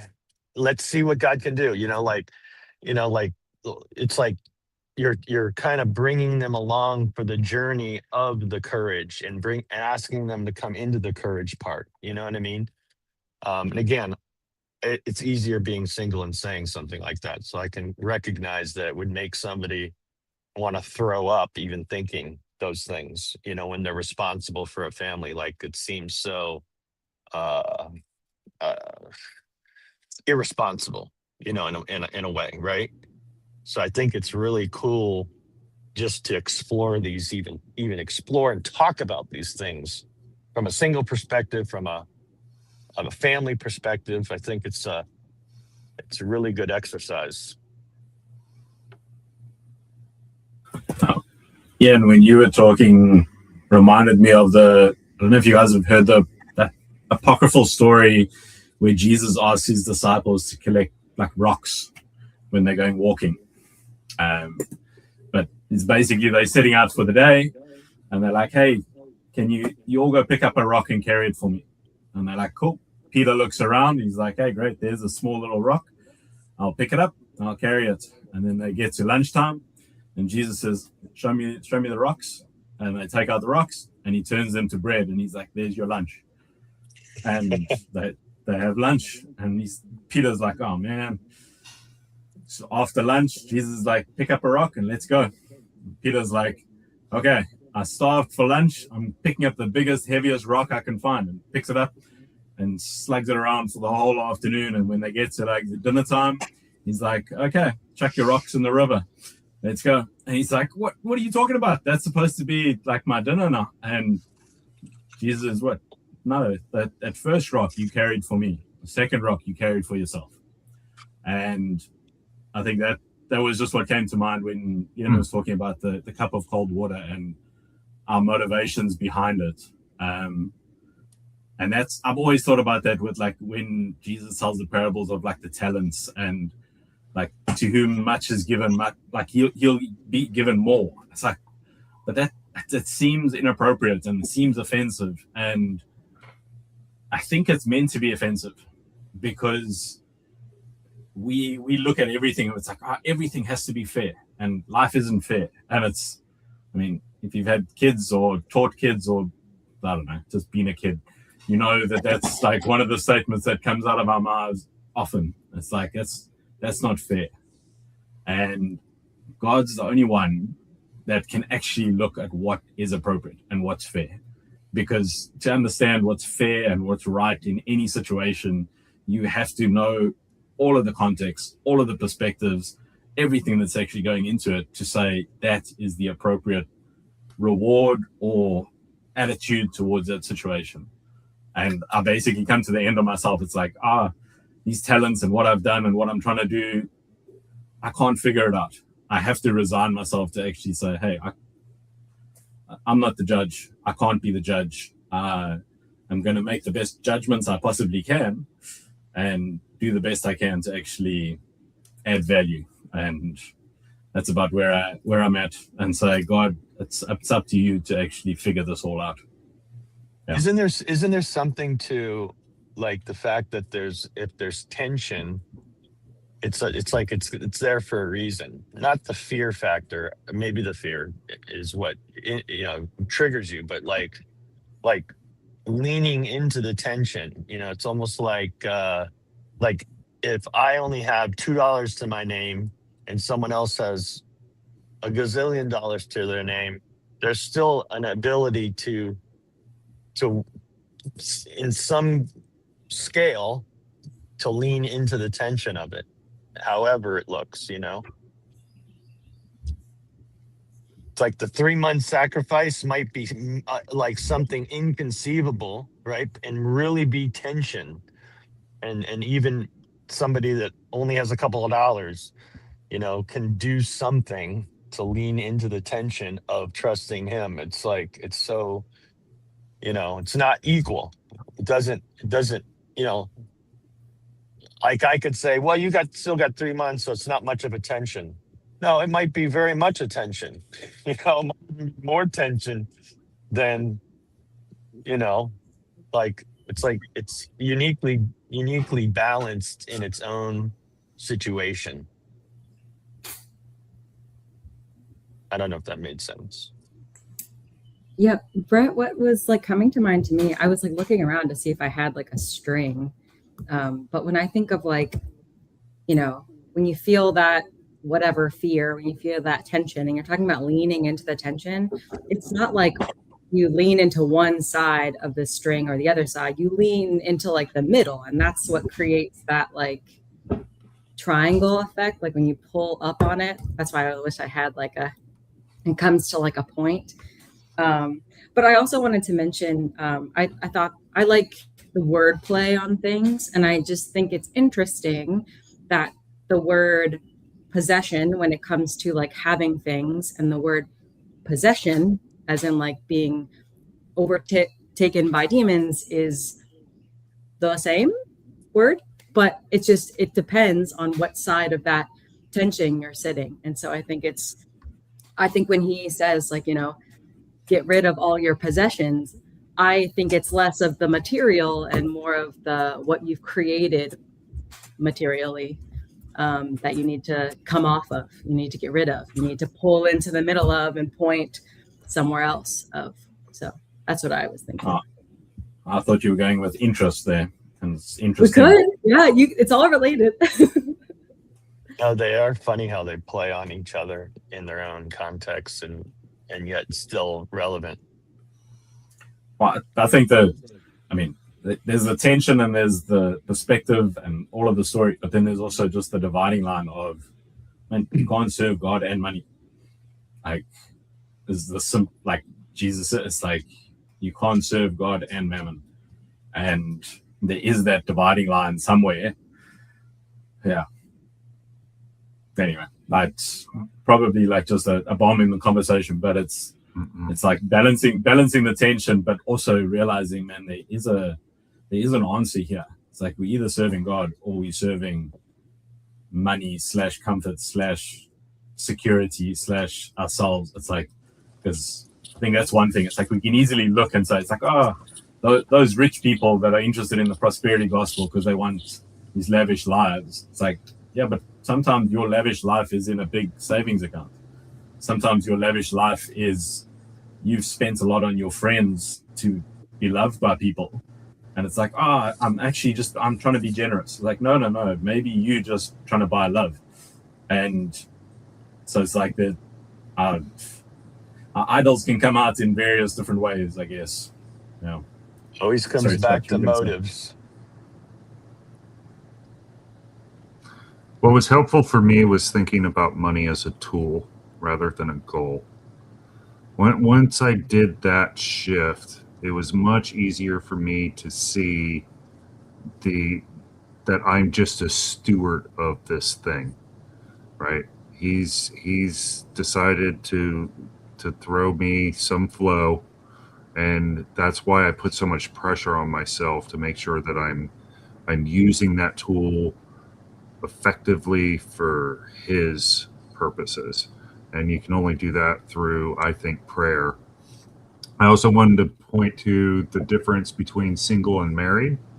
I think this is why Paul was stating the way he was about married life, and how it's interesting because it was kind of wrapped up around sex, in that, you should be able, it's much more difficult to serve God when you have a family, because it naturally divides your responsibilities. You can't be as all in on God when you have your family that is also relying on that. That's not to say that God can't kind of come through that, but my sense was that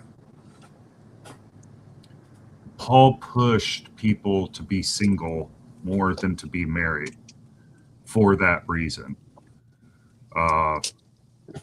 Just a thing to put in there in the mix. I might disagree there a little bit, Scott, but I think Paul's instruction there to remain single was, I think, because of a current situation, but it's neither here nor there. I wanted to maybe sidetrack a little bit in the conversation, and not talk directly to Ian, but maybe the generation that's thinking similarly to Ian, that it's like, man, you're starting with nothing and you're going to end with nothing. And it's like, I've got a little bit of an experience of somewhat being in the same situation, of God asking me this ridiculous thing of going from South Africa to Australia and not having the resources to be able to do it. But in trusting him, he's provided everything that we've needed. And it's like, I'm not sitting on the other side having arrived and, hey, I've got completely set up. But God has opened incredible doors by actually taking a step out and just following what he's asked me to do. And I think there's an attempt, like I said earlier, of the accuser having like the kind of a black pill mentality for everybody. And it's like, I'm not fully on board with a prosperity gospel, but I do believe in like a perfect provision gospel, that whatever God's asking us to do in this time, in this space, in this day and age, he knows the economic climate, he knows what we need, and he can provide for you and for your family. And he's inviting you to actually, keep taking those steps of faith, and I think he'll provide. Like, whether that's Ian or anybody else, and maybe even just for myself, it's like one step at a time. I think he'll actually provide far beyond what we imagine. And it's easy to see the disciples even lost sight of that. It's like he literally had to multiply fishes and loaves twice, because the second time they still didn't think like, hey, let's just go to Jesus, he'll multiply these things. It's like, what are we going to do? It's like, we have no clue. It's like, you've seen him do this before, but still, we can't do this. And then he does it again. And it's like, oh, yes, I forgot about that. And I've done the same thing. It's like, you get to this major hurdle. It's like, oh, what are we going to do? And it's like, my wife is often the one that just says, like, we're going to trust God. I'm like, oh, yeah. Thanks for that very subtle and gentle and obvious reminder that I should have known. No. Yeah, I was just reading Matthew like 13 through 17, maybe something like that.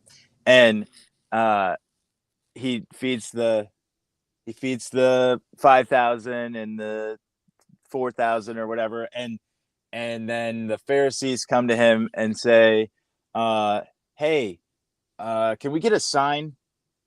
Oh, can we get a sign from you about like, like who you are or whatever?" And he's like, "You guys are the worst." And then he tells them that they're gonna get the Jonah sign. That's the sign that he'll give them.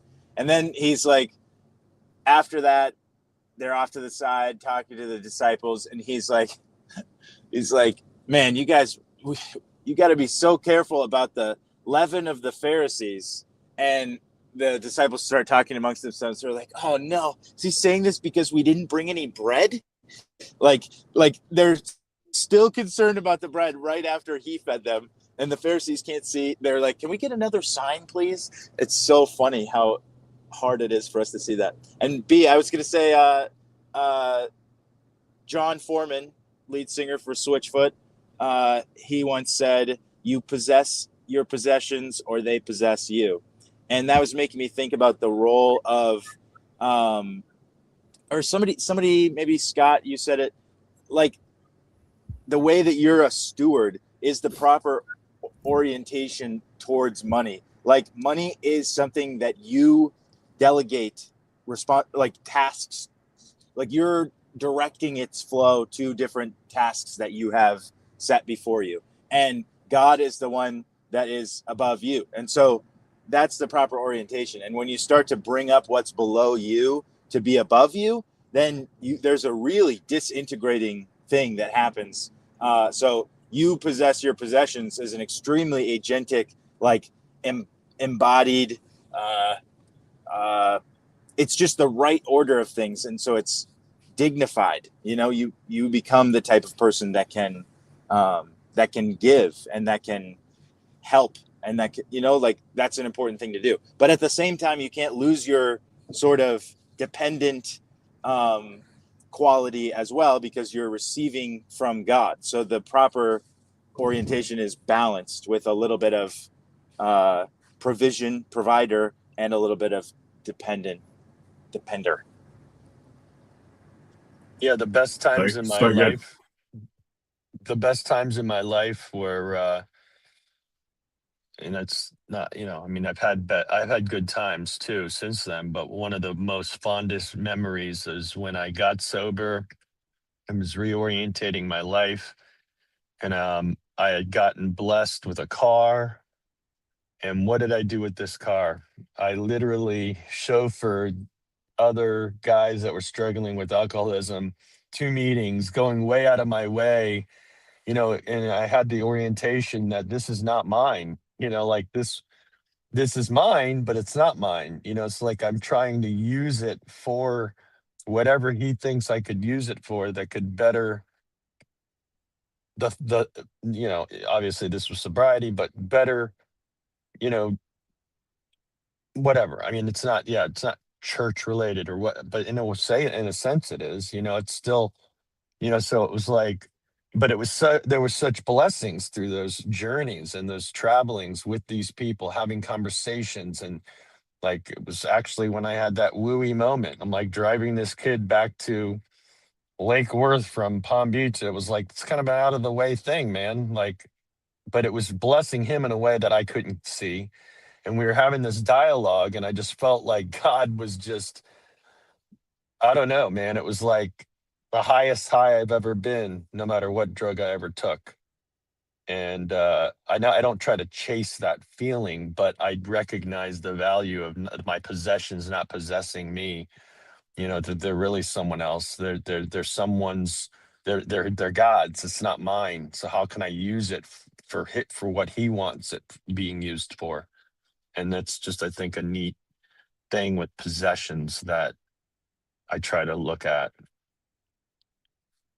It's hard. And to bring this all the way around, even my job. Yeah. Right. Which is why I'm more of a live to work kind of guy. Is because that too is not mine. It's a blessing. It's a means. It's a tool that God's using to put me into situations either for my own personal growth or for the growth of others that are around me. Yeah. I partly wish Ryan was here. That just as you were talking and mentioning the steward, because it's a bit of a strange word, but it always makes me think of Stewards of Gondor in Lord of the Rings. Don't know if you guys are familiar with that, but it's just like this incredible representation of the guys that were supposed to look after things while the king was gone. And it's like they were entrusted to look after the place. And because the king was gone for so long, they started thinking that this was theirs to run. And I'm like, oh man, that's such a good description of us. We get so distracted by the fact that it's like everything's been given to us that it's like, yeah, but it's mine.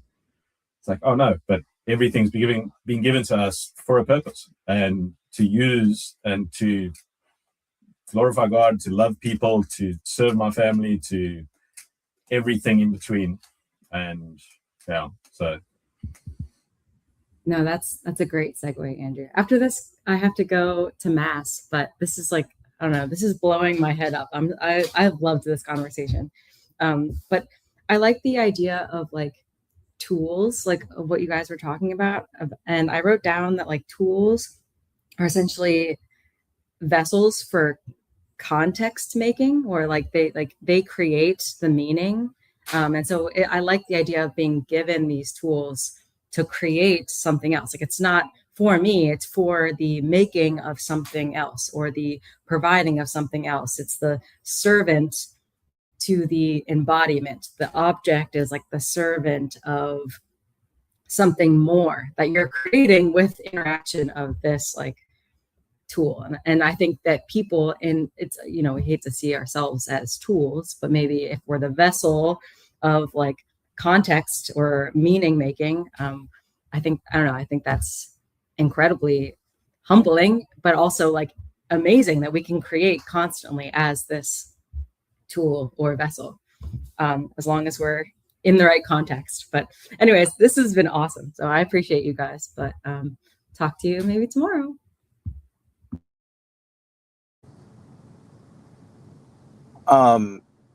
Scott, you brought up the money as a tool concept, and I think that I totally agree with what B just said. That was really cool, really exciting. I've been working with a word that I made up. I just say the word is koinopoetic. So it's like poesis, or the making of things, but then the koino part, koine, is common or shared, or, you know, it's like the root of fellowship, that sort of thing. And so to be making things in relationship. And I've just been thinking about how I've been thinking of it relationally, like, you know, how a marriage is koinopoetic, or how my life is koinopoetic with God. And I think that one, the God one, and marriage, both indicate to me what Megan was just trying to say, or she did say it. And I think fascinated by that, because I was going to say, what is the tool for, seems like the question of what is your attitude towards the 6 months of saving.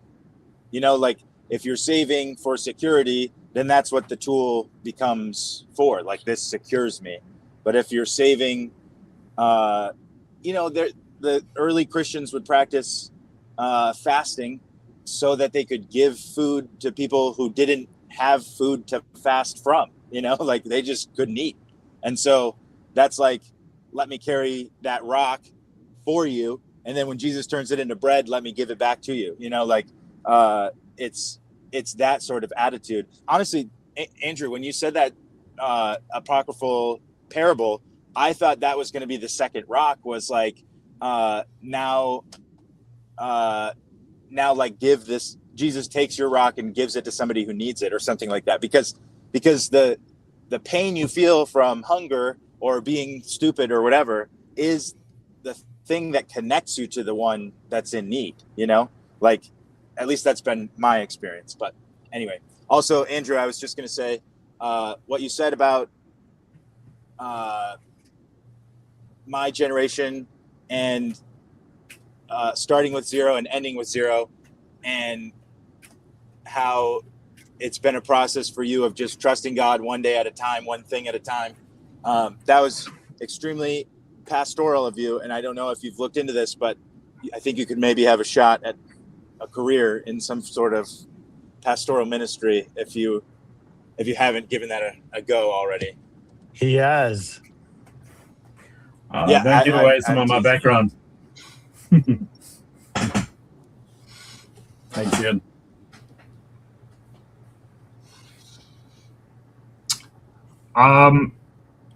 Just to speak to the question,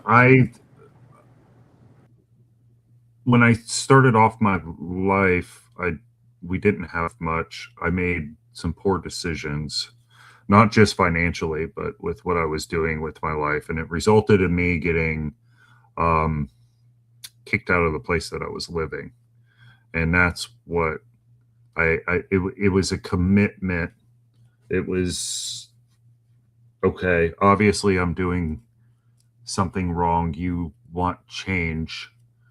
I was seeking the Lord quite a bit during that time, as I was coming out of a dark place. And that is where I felt as though he was leading me.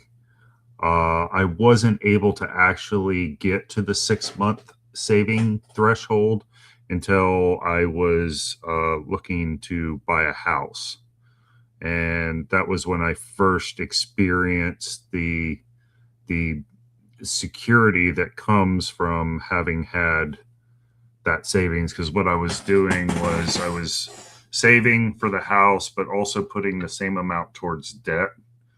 And so then once I had the relief of being able to know I had enough in the bank that if I lost my job, I would have means to pay my bills.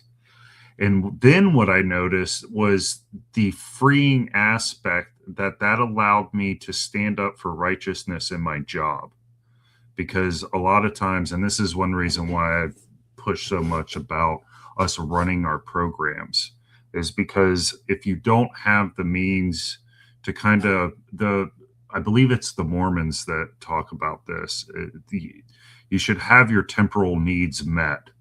They look at it as, and this is why in the old days you used to be able to can food at LDS churches, is because believe it's part of the requirement that you're supposed to have 6 months of your temporal needs met, because it then can allow you to be free to stand up when called upon to do so. Your family's taken care of and that sort of thing. And I learned all this kind of as that arc was being played out in my life.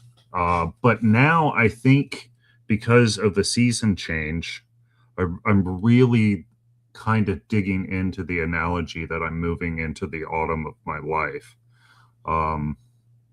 And autumn is a different time. And should I share? Yeah. I was having a conversation yesterday with the missus, and autumn brings feelings. The first one that comes to mind that I immediately reject is pumpkin spice lattes. But it's a time for family. It's a time for rest. It's a time of reflection, right? I think of the holidays we celebrate in the autumn here in the States. It's Thanksgiving is the big one. And then that kicks off the kind of holiday season. And it's just, I'm thinking that it's going to require some changes and some getting used to. And part of that may be that having that in the bank isn't exactly the call anymore. So we'll see, and that's where I think that meekness comes in. That you got to be willing to be open to the Lord changing what was so clear some 20 years ago now, that was the way he wanted me to go. But now, right, I can't be so stuck and calcified in that. I got to be willing that, and then one other thing is there were a lot of Bible verses at the time that I was reading about being wise. And the one that stuck to me the most was the fool spends everything he has, right? That you should always be having a little bit in reserve. Yeah. Just to try to answer Ian's question from earlier. Yeah. Fall as a time of withdrawal is interesting. And I was even thinking about like, shoot, what was I doing during spring? What was happening in my life during spring? And that's a me thing. I can just get off of the subject of me, but like I have a son. So what are my wife and I doing in springtime for him? And in all types of things, economically, but spiritually, mathematically, whatever, any of these subjects, life, what seeds are being sown. And then I can't wait to see what they turn into. And then can't wait to see who he shares those harvest feasts with when he's in fall himself. So good. Just like a very practical thing. It's 6 months, almost irrelevant, but just the contrast between American employment and potentially Australian employment or even South African employment is very different. I work with an American boss, and his desire to fire people like just on the spot when he feels like it from an American context adds a level of uncertainty that other people in certain other countries that have different labor laws also don't have to deal with. So there's a level of security that's provided from a government standpoint that you might not have in America. So it's like my perspective is not this perfect perspective, and it's not a harsh criticism of anybody. So it's like the practicalities of life and seasons all factor in, even in governments and how it's working and how it looks after people.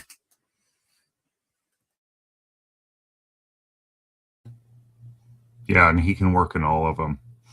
And I would just say that every state's a little bit different. If you're more in the Midwest and New England area, they have unions, so that doesn't happen as frequently. Down in the South, it's what we call right to work states. So they can essentially let you go, drop of the hat, just because they woke up on the wrong side of the bed and they didn't like you. Oh, I know.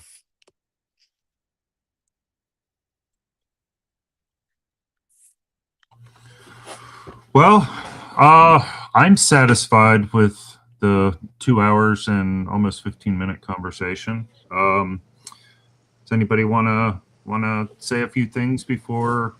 Looks like you're already made it to church there, Brett. And I'm sure. Oh, actually, Ian, you're not a churchgoer. You're a fellow heretic like me. Yeah. And it's Monday for Andrew, so he's been there, done that. Not quite. Sunday evening, but we're getting close. Okay. So, but no, You guys- we didn't go to church today either. So I'll confess that. Hey.